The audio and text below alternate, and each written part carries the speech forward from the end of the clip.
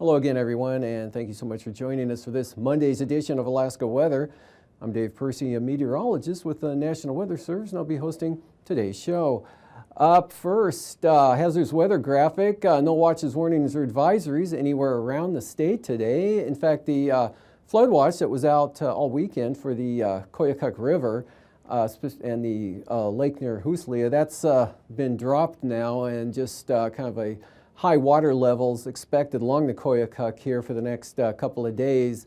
And so the threat of flooding, not so much as it possibly was yesterday or the day before, and gradually dropping levels depending on the rainfall. Anyway, out west, no watches, warnings, or advisories. Fire weather, we still have this kind of oscillating zone of high fire danger, basically in the same area that it's been for the last 2 or 3 days, but sort of shifting around a little bit there, but still pretty high from, again, the Yukon Flats into the Koyukuk Valley. And some pretty good, especially on the 24-hour rainfall amounts. There was like another ½ an inch falling on the north of the Alaska Range here. But today, just a few hundredths of an inch scattered around up there, so it is diminishing. And isolated thunderstorms on the Alaska Range, but as far as fire danger goes, not too bad, and kind of a stationary status quo up in that area. For satellite imagery, no storms on it except for a weak system out here pushing a front in toward, or low pressure that's southwest of Shimmy, pushing a front into the western Aleutians for a little bit of moisture and breezy conditions there. Otherwise, just high stuff here over the western Bering, covering over mostly low clouds over the central and eastern Bering, or back to the west. Low clouds over the eastern and central Bering Sea. A few breaks showing up today that aren't showing up on this imagery. Like from about St. Lawrence Island into the Bering Strait and the Chukchi Sea, there was a fair amount of clearing, as well as northeast Bristol Bay. Otherwise, over the interior, developing convection. Actually, this area of cloudiness, pretty good showers and moderate amounts of rainfall with that today. With, let's see, King Salmon had picked up about a quarter of an inch of rain or snow, or actually northeast Bristol Bay, more than just King Salmon. Several areas there picking up anywhere from a third to ½ an inch of rain earlier today. And thunderstorms developing, where McGrath and Farewell Lakes picked up about a third of an inch of rain from some moderate showers that moved through. Well, those showers developed into thunderstorms just south of McGrath, and they are tracking southward here along the through the Kuskokwim River Valley in and around the Sleepmute area, and will continue to track southward here over the next few hours into the evening, and may get all the way down to the coastline in that northeast flow. Otherwise, some clearing over the Tanana Valley and less precipitation today, especially this afternoon. Just an isolated lightning strike over the eastern Alaska Range. But some lightning strikes right in this area of clouds east of the Copper River there, into the kind of embedded in this area of showers and light rain over the eastern Copper River Basin into the Wrangell Mountains. And also thunderstorm lightning strikes showing up this afternoon and tracking southward over the northern Susitna Valley and the Talkeetnas. And just how well they stay together on that southward trek is anyone's guess. Anyway, not too bad here for the North Gulf Coast. Clouds and then showers lingering over the Panhandle today, but amounts on the light side. For example, Juneau about 0.15 of an inch, and Petersburg about the same, 0.15. Otherwise, amounts were anywhere from nothing to a few hundredths of an inch. So still cloudy and damp, unsettled there. Light winds though, but upper level low responsible for those showers, a weak upper level trough. And some clearing here, as well as showers for Kodiak Island. Thunderstorms developing due to this thermal trough over the southwest interior, and another thermal trough up there north of the Alaska Range. But sunshine, temperatures in the 60s, mid-70s today in the clear areas here. And you can see quite a bit of clearing taking place even through the Bering Strait, almost down to St. Lawrence Island. And some good clearing here off Kodiak, or actually, I'm sorry, southwest of Kodiak, and on the south side of the Alaska Peninsula and Fox Islands. Otherwise, low clouds and fog, high pressure here over the Bering Sea. And the rain with that front for tonight, kind of the high pressure here holds that back to the west and slides it north-northwest, and the low center kind of tracking off in that same direction. So the periods of rain will stay probably west of even Amchitka Island. But you could see some low clouds, fog, drizzle here, lower flying conditions, central Aleutians, and light winds, high pressure will be mean some fog will be scattered around along with low clouds, but also there'll be some clearing scattered around as well, again from St. Lawrence Island, Seward Peninsula, through the Strait. That clearing will persist hopefully through the night there along the northwest coast. No doubt in the interior, just variable clouds, flurries there on the central Arctic coast with some possible fog. But the winds gusting 30 to 40 miles an hour today out of the east on the eastern Beaufort Sea coast there, with Kaktovik, or Barter Island, having a gust to about 35 miles an hour, and Thompson Airstrip had a gust of 40 miles an hour today. And of course, lighter winds in the interior with more sunshine, and then variably cloudy to mostly cloudy with, again, these showers and thunderstorms developing and moving southward. Will end tonight. The showers will probably linger. Actually, this is thunderstorms end probably this evening, but the showers will linger until toward morning, and it stays showery over the southeast coast. Looking at tomorrow again, due to a weak persistent upper level trough right across the panhandle there, look for showers, could be some of which moderate down south, more scattered and lighter up to the north. A repeat tomorrow here across southern Alaska we saw today, with thunderstorms developing in the afternoon, or by midday actually, and into the afternoon with some scattered showers. But it doesn't look like it'll be too widespread, and it doesn't look like they'll lay down a lot of heavy rain in any one location. To the north, pretty good there. Tanana Valley, temperatures 70, 75 or into the 70s, definitely into the mid to upper 60s, even all the way down to the southwest coast. Offshore flow there, sunshine looks pretty good with pushing the low cloud deck well off to the south, but low clouds and fog, light winds over the northern Bering Sea. And now a look at Wednesday. Another front comes eastward here. This one washes out the original one and spreads some moisture into Adak. It'll be light in the form of fog or drizzle. High pressure holding strong here over the eastern Bering, 1,030 millibars, and that's going to keep that storm menace out to the west, such as it is. And again, another day like tomorrow, like today here over the southern Alaska area, with thunderstorms developing, showers, along with some sunshine, which will be more prevalent earlier in the day. It stays dry, partly mostly sunny here in the west. Same thing for the northern valleys, and even the north slope looking pretty good. Isolated thunderstorms again, eastern Copper River Basin. It looks like now less shower activity. In fact, some lingering showers will linger over the southern southeast coast, becoming isolated, and then look for increasing clearing, possibly some sunshine for the northern areas. Same pattern here, partly mostly sunny for the North Gulf Coast, Kenai Peninsula into Cook Inlet, down to Kodiak Island. And for the lows tonight, 45 to 50 here, Kuskokwim Valley in the west central interior, otherwise in the 40s everywhere else. Upper 20s, portions of the Arctic coast, 40s to near 50 in the Panhandle, 30s, the Bering Sea, lower 40s for the Aleutians. Followed by highs tomorrow, again, anywhere from 65 to 73, right on down to the coastline. Look for mid-60s right along the immediate coast, but just coming inland, you'll probably be into the 70s, and near 70 in the central interior, with temperatures 65 to maybe 70 over the Susitna Valley, and definitely 60s in Kenai Peninsula, and 50s to near 60 for the Panhandle for your highs tomorrow. And then that'll be followed by lows in the 40s there for the southeast coast, near 40 in the Copper River Basin. Lows after your highs in the lower 30s on the Arctic coast, falling back a little bit into the upper 20s in some areas. Really not much of a diurnal change going on up there, and 40s to near 50 in the interior.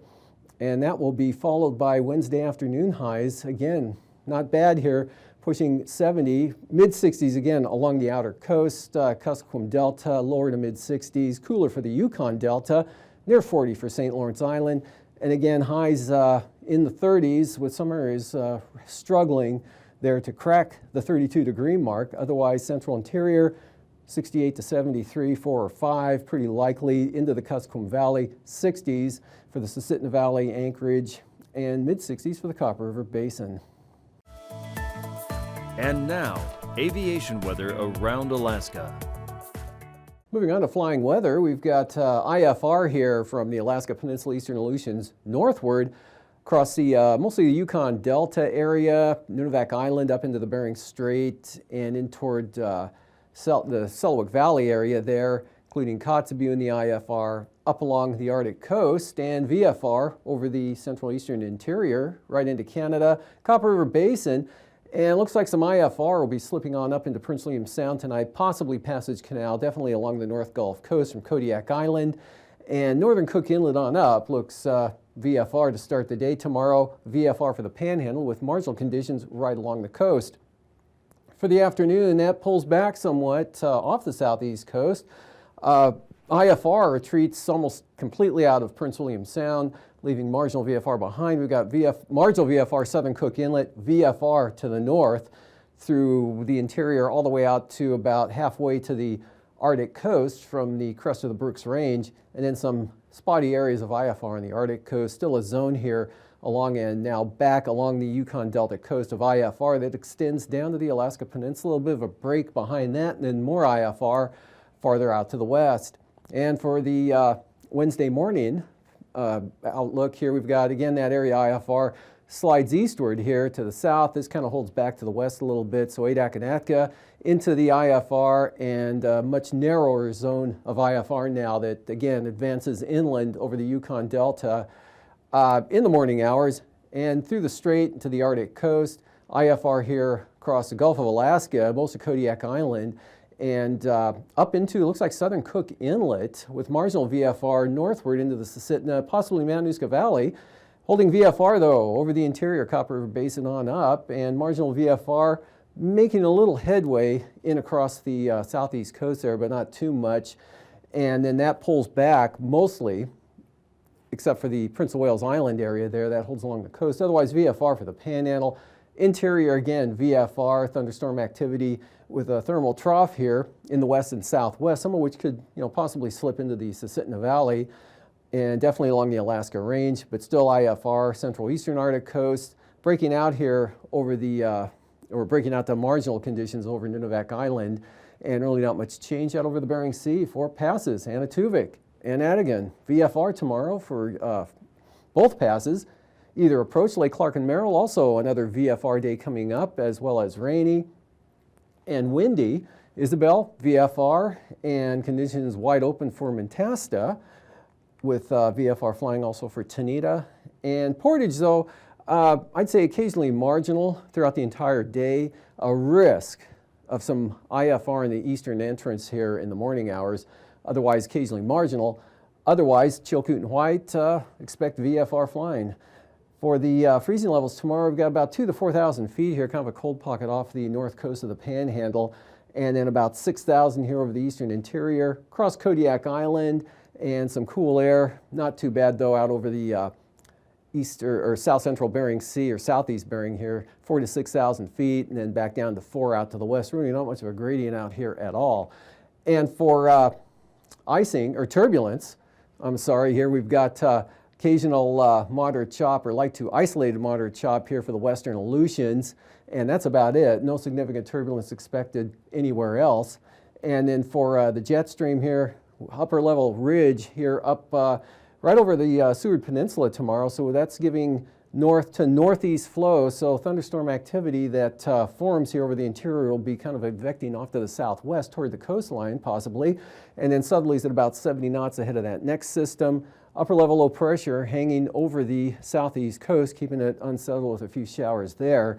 Otherwise at 9,000 feet, pretty light winds, just 5 to 10 knots here with weak flow across the Gulf of Alaska, maybe up to 10 to 15 here out of the northeast. Over the interior, northerlies at about 15 down across Bristol Bay, and then really light under this ridge axis, 10 to 20 knot winds up along the eastern Arctic coast. And southerly winds here, 25 to 30 knots over the western central Aleutians. And for 3,000 feet, we've got easterly winds at 20 knots up there on the eastern Arctic coast. Otherwise, pretty light and northerly over the interior, light for the Panhandle Gulf of Alaska. And as far as turbulence goes, none expected here, as I mentioned already, over interior Alaska at all. And just light to very isolated moderate chop out west over the far western Aleutians. And after the break, I'll return with a look at the sea ice conditions and marine forecasts.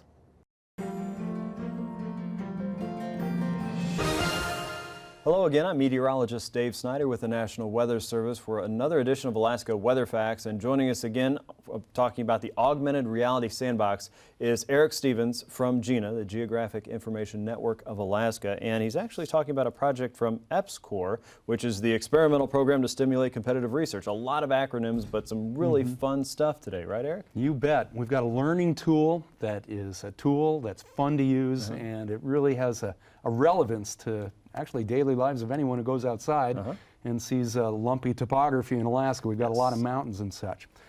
You know, when I was younger and go on your first hike in the hills, say, you're given, maybe you're in the Boy Scouts or you get at the kiosk at the trailhead, a topographic map, a flat piece of paper with all these lines on it, bullseyes, long lines that curve back on themselves, say, perhaps things that look like this, a quadrangle or a topographic map. We've got here just to illustrate a couple of examples near Denali. Alaska has so much topography, so many mountains. And what are all these lines that we see? It can be tough to know what this means the first time you look at it. What we've got, all these lines represent lines of where the elevation of the topography goes through a certain level above sea level, say that this line represents where the mountains have gone from below 1,000 feet, mean sea level, up through 1,000 feet and above. That's your 1,000-foot contour. And when the mountain keeps going up, you're up to 1,200 feet, 1,400 feet, and so on.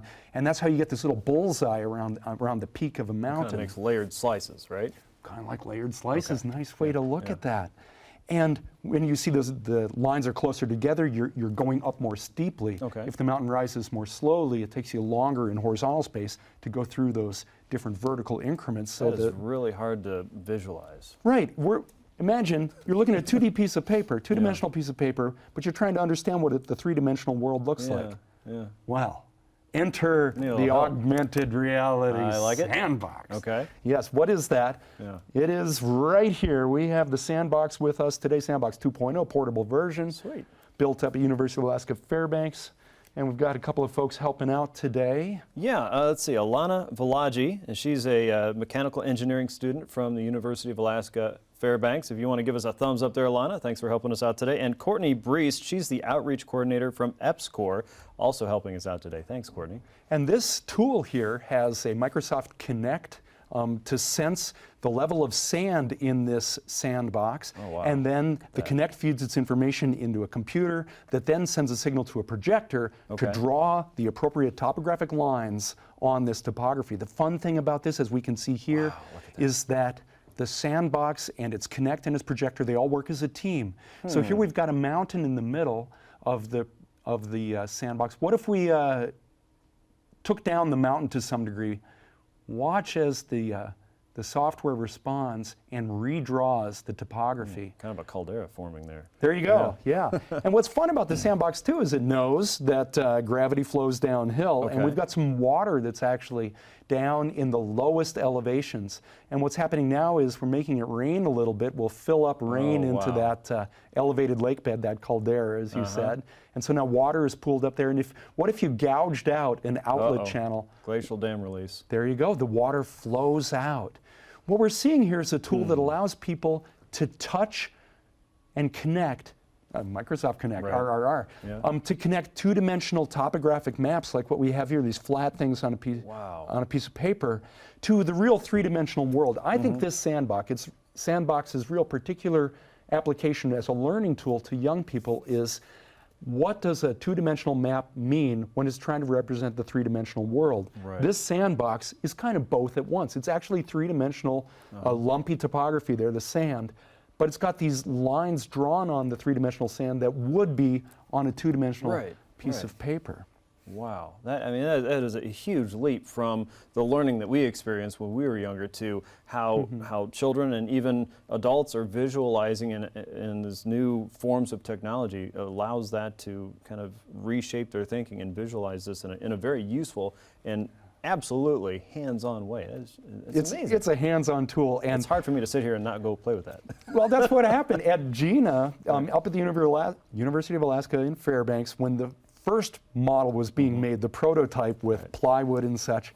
We had professional adult professor types had heard about this, and they came by because they wanted to see how it worked.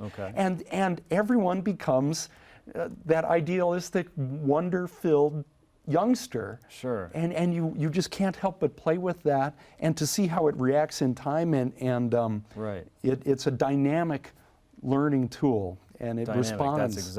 That's exactly the word. And Yeah. you wonder what applicabilities beyond a teaching Right. tool for Where does it topography go? can it have. You can see how in Alaska we have inundation mapping is an issue. If you had water slosh inland, say in a coastal flooding event Right. on the western coast of Alaska or the Arctic coast, you could see this. The concept is illustrated here as an introductory learning method. I think this is a potentially good outreach tool for all of us in Alaska. Okay, so not only just a topographical sense, a mapping sense, maybe something that leads into understanding of how geographic information systems work with GIS, but also geology, if we wanted to get into kind of the formations and the bigger land masses and the representation of the 2D map. We could go into hydrology, which is very important in Alaska, of course. And even just understanding the weather sense. Mounding up a big pile of sand could be that Arctic high pressure system sitting on top of Fairbanks, and the voids would be low pressure systems. This can go a lot of different directions. Yes, exactly. It's not just landforms, but pressure has contours of high pressure and low pressure. And I wish I had had this kind of a learning tool when I was taking kidding. Meteorology 101 back 25 years ago. Wow. Would have been helpful, I think. Probably would have gotten a better grade, yeah. Okay, thank you so much for coming by, Eric, and Alana and Courtney, thank you so much for your help there in the sandbox. We are going to play in the sandbox a little bit more coming up tomorrow on our next edition of Alaska Weather Facts. We hope you join us for that. In the meantime, make sure you go to alaska.edu/EPSCOR. That's alaska.edu EPSCOR to learn more information about what we're doing with this augmented reality sandbox around Alaska. We'll see you next time on Alaska Weather Facts.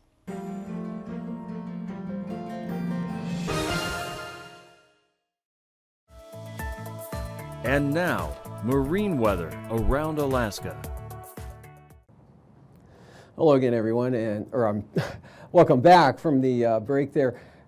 Sea ice analysis for June 3rd today. We've got now an open area of water here north of the eastern Beaufort Sea coast, and we've got the eastern zone here of open water slowly advancing westward, and the western zone slowly advancing eastward.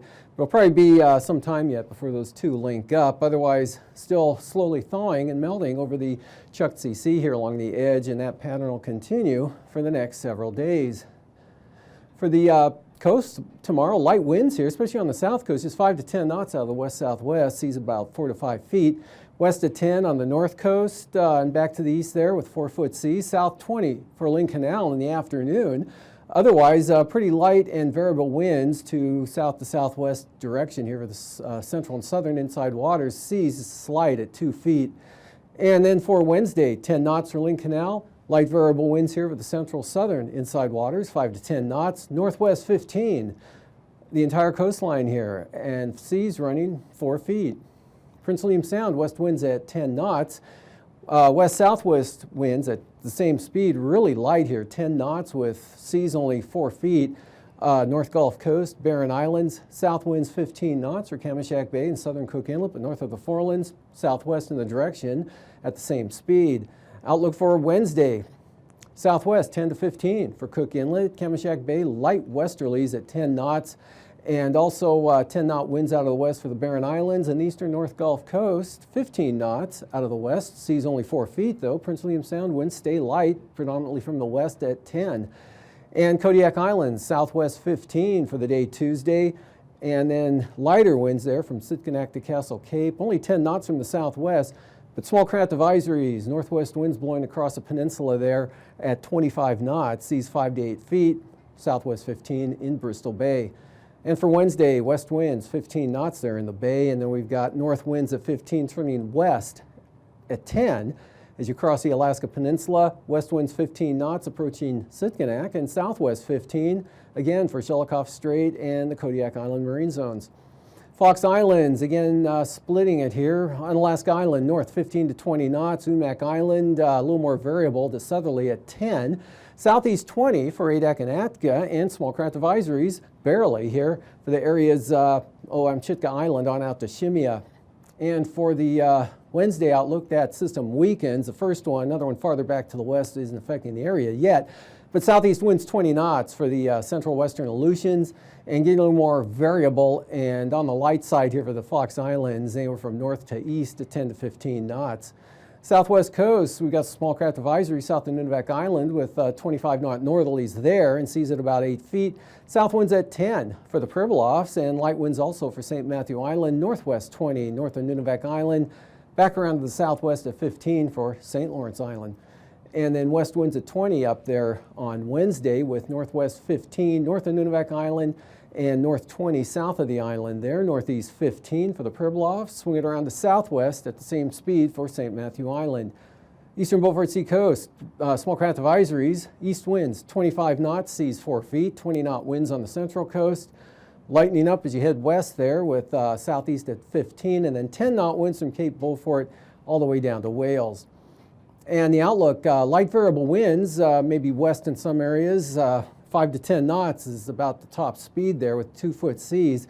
And the western Beaufort Sea coast, southeast 15 turns east of 15 there on the central coast and picks up to 20 knots on the east side. And then as you approach demarcation point, you're back into the small craft advisories with east winds at 25 knots, seas 6 feet. For tonight, thunderstorms coming southward and then will begin dissipating here as the evening wears on in toward midnight. By tomorrow morning, just some scattered, persistent, isolated showers will be with clouds here over southern Alaska. Pretty nice up north with sunshine. Flurries, fog, areas of the central eastern Arctic coast locally. Winds coming down, starting to come down there on the east side from the 40-mile-an-hour wind gusts you had today. And showers continue to be a threat for the panhandle. High pressure holds over the Bering Sea, keeping storminess out to the west. That pattern holds through tomorrow. Again, kind of a repeat of today. Thunderstorms, scattered thunderstorms developing here along the thermal trough, southwest interior. And shower threat again holds over the panhandle. Mostly sunny, warm, 65 to 75 or so in the interior. And for Wednesday, maybe a little bit more in the way of a shower threat up in the Tanana Valley. Otherwise, really no change most everywhere except less showers and more sun for the southeast coast. These forecasts are for planning purposes only. Call 1-800-WX-BRIEF for a formal pre-flight briefing. Always file a flight plan before you go flying. The U.S. Coast Guard Auxiliary urges you to leave a float plan with a friend or the harbor master before you go boating.